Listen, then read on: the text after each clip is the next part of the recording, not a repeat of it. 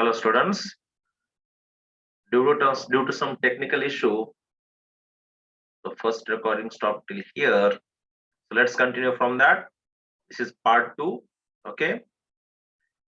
So see here, Q is diagonal proportional, just we have combined here A, theta minus theta 2 into T by L, and we have removed this proportionality sign. We have added one proportionality constant, that is called coefficient of thermal conductivity, and therefore Q is equal to Ka theta minus theta 2 into T by L. So as I said, K is what? Coefficient of thermal conductivity. Now this Q by T, if I will transfer this Q by T, means T here, this becomes heat current. And as this is energy by time, we can say it as a power also. So if you want to find the formula for K, that is coefficient of thermal conductivity, just transfer this L here, QL, and this divide by this 2. This QL, that is what A into theta minus theta 2 into T, that is what coefficient of thermal conductivity. And here this Q by T, if you want, or the heat current or the rate of flow, we can say, that is what? Q by T, and this is nothing but Ka into d theta by dx. This theta minus theta 2, and this is down L. I have taken this as a dx, and this is what? Temperature gradient. Okay, which already we have seen, theta minus theta 2 by L, which I have written in another form, that is d theta by dx. So note down this.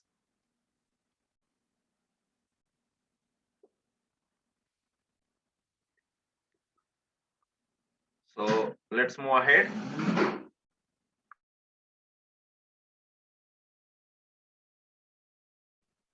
The next topic is what? Thermal resistance. Now, what is the resistance? In current electricity also, in lower classes you have seen, this resistance is nothing but what? Opposition. Now, thermal resistance is what? Opposition to flow of heat. Because here, what is flowing? Heat is flowing. So whatever the opposition for that flow is nothing but what? Thermal resistance. Yes. This thermal resistance is nothing but R, and this R is nothing but what? L by K. If you will see, Q by T is equal to theta minus theta 2 divided by L by K, which is nothing but delta theta by R, which is nothing but P. And here R, if you will see, this is what? L by Ka. And this term, that is R is equal to L by K into A, is called thermal resistance. Okay. Next. Now delta theta, from this equation you see, if we will equate these two, delta theta by R is equal to P, already we have. So delta theta is equal to R into P. So just R value, that is L by K, I am substituting here. That is delta theta is equal to PR. From this, you see, R we have transferred here, delta theta is equal to P into R we will get. And at the place of this R, we are going to keep L by K. So yes, no, see, delta theta is equal to PR, and R value just I have substituted. So you are getting this formula. Next now, if two thermal conductors we have connected in series, how to find net resistance? Same like resistors connected in series in current electricity. See here now, this is what? Heat flow, that is Q, it is flowing here. This is one conductor, you can see A to B and B to C. This conductor is having length L1, coefficient of thermal conductivity Q1, K1. Temperature at this end is theta 1, in between theta 2 and this side theta 3. So whatever the heat is flowing, that is what? Q. Okay. Whatever the heat is flowing, that is what? Q. Now, heat current is same, that is Q by T. Heat current is same means what? Q by T is same. Okay. What is same? Q by T. Now, for AB, you see, theta minus theta 2 is equal to PR1, because delta theta here only we have seen PR. So for these two junctions, this minus this is equal to P into R1. Similarly, for B to C end, you see, or B to C conductor, here it is theta 2, here it is theta 3. Delta theta is equal to P into R2. That's why theta 2 minus theta 3 is equal to PR2. Now let's add these two equations.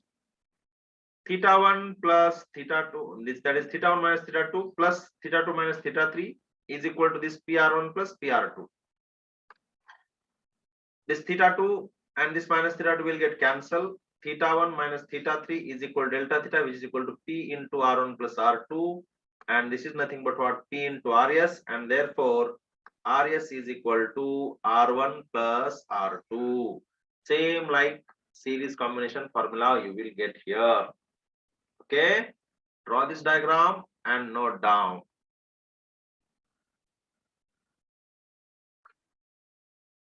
So let's move ahead.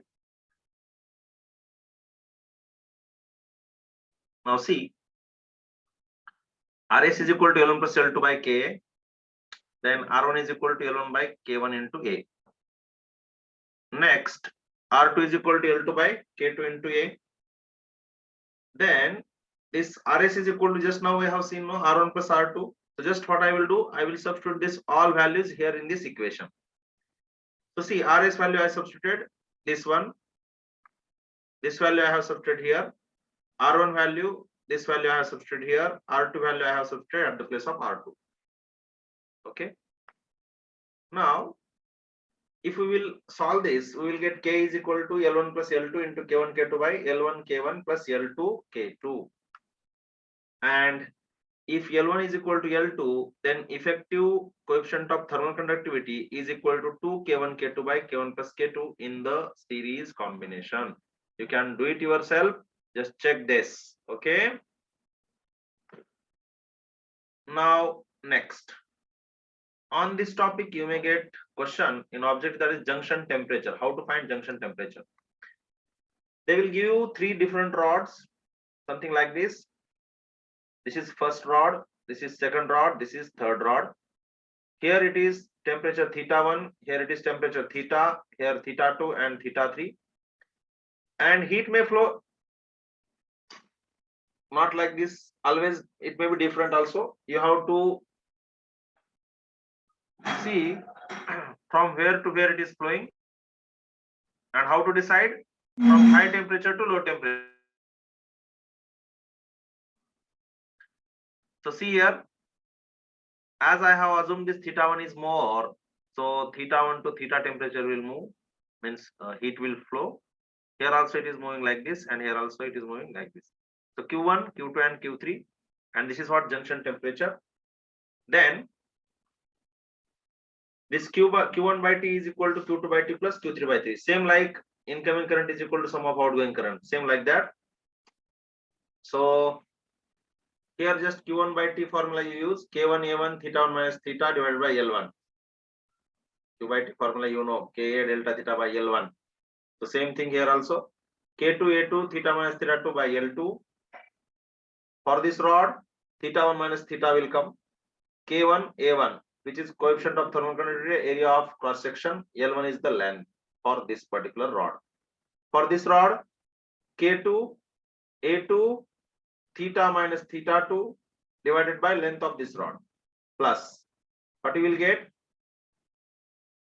theta, that is K3 A3 theta minus theta 3 by L3. Now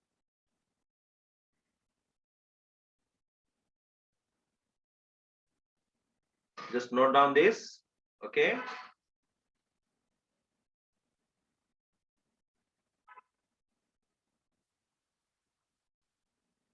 So let's move ahead. So whatever we have seen on previous slide, that was the formula for resistors in series.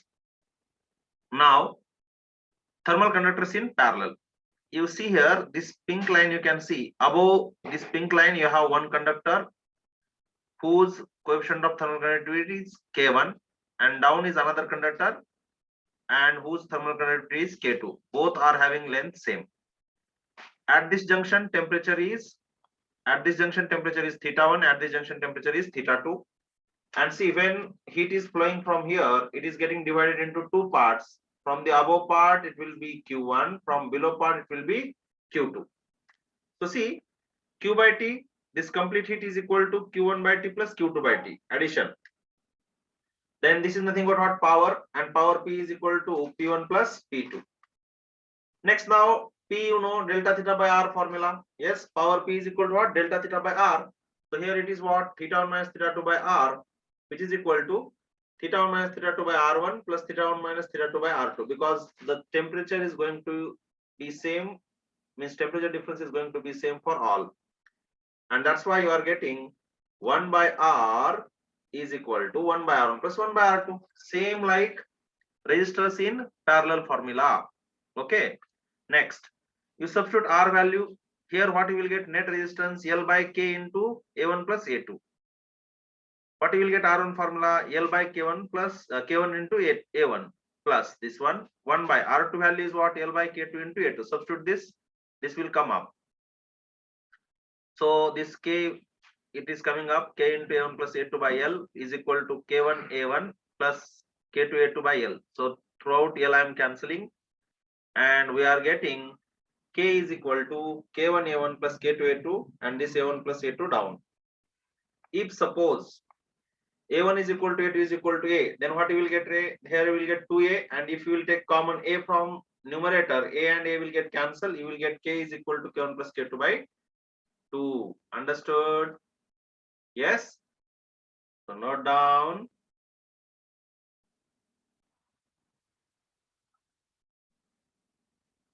So let's move ahead. This is one small topic, that is Ingen-Hawes method. So this method will give you the ratio of coefficient of thermal conductivity of different material in terms of the length of wax melted. The problem will come, K1, K2, K3 is what thermal conductivity is, and L1, L2, L3 is what length up to which wax melted. So this is directly K1 by K2 is equal to L1 by L2 whole square. Same direct question like, okay. Next, that is radial flow of heat. Radial flow of heat means, if suppose we have concentric shells, okay, you can see here in the diagram, you see this is what some source you can say here, and this is what the heat is flowing like this. In the diagram you can see this is R1 and this is R2, and I am selecting one small length element dr, which is at radius r from the center, and this is what radial flow. You can see here heat is flowing like this. Let's assume that dr is the length element, dt is what temperature difference, and then h is equal to, h means q by t, q by t is equal to ka minus d theta by dx, original formula. Here what you will get? Dt by dr. H is q by t, q by t formula you know already, ka d theta by dx.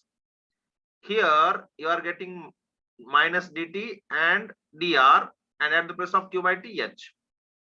Now let's move ahead. Now here area is what? 4 pi r square.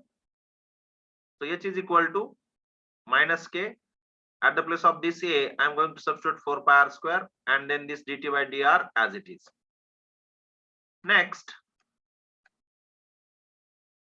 transfer this dr this side, means just dr by r square you take this side, and minus 4 pi k by h integration of dt, because this temperature is changing from T1 to T2 and radius is changing from R1 to R2, because these are the two concentric shells you can say. Let's take integration. 1 by r square integration, 1 by r minus 1 by r you will get, and 1 by r minus 1 by r2, that is minus 1 by r you will get. So 1 by r minus 1 by r2. Put upper limit, subtract lower limit, and here 4 pi k by h. Here also minus sign, no, that's why T1 minus T2 you are getting instead of T2 minus T1. Okay. So this, from this, if you want to find coefficient of thermal conductivity, then you will get formula h into R2 minus R1 divided by 4 pi R1 into R2 T1 minus T2. Okay. Just do it. Note down. The next topic, that is formation of ice layer on free surface of water. So in cold countries, when temperature decreases, how much thick layer of ice will form on the surface of water, and how much time it will take to form that layer, that is what we have to calculate. So formula is what? T is equal to rho L by 2k theta into x2 square minus x1 square. For what terms are involved in this? You see, T is what? Time taken to form thickness of ice from x1 to x2. Next one, rho is density of ice, L is latent heat of fusion of ice, and theta is atmospheric temperature, whereas this K is thermal conductivity of ice. Okay, so this formula you have to use rho L by 2k theta x2 square minus x1 square. Even you can keep it here delta theta. Okay, because here we have used just x2 square minus x1 square. No, so that's why delta t. Delta t means time. Okay, change in time we can say. If only one thickness is there, then just keep t. Okay, here also you keep delta t, right? So let's stop here. Okay, bye. Don't forget to write all the notes of part 1 and part 2. Okay.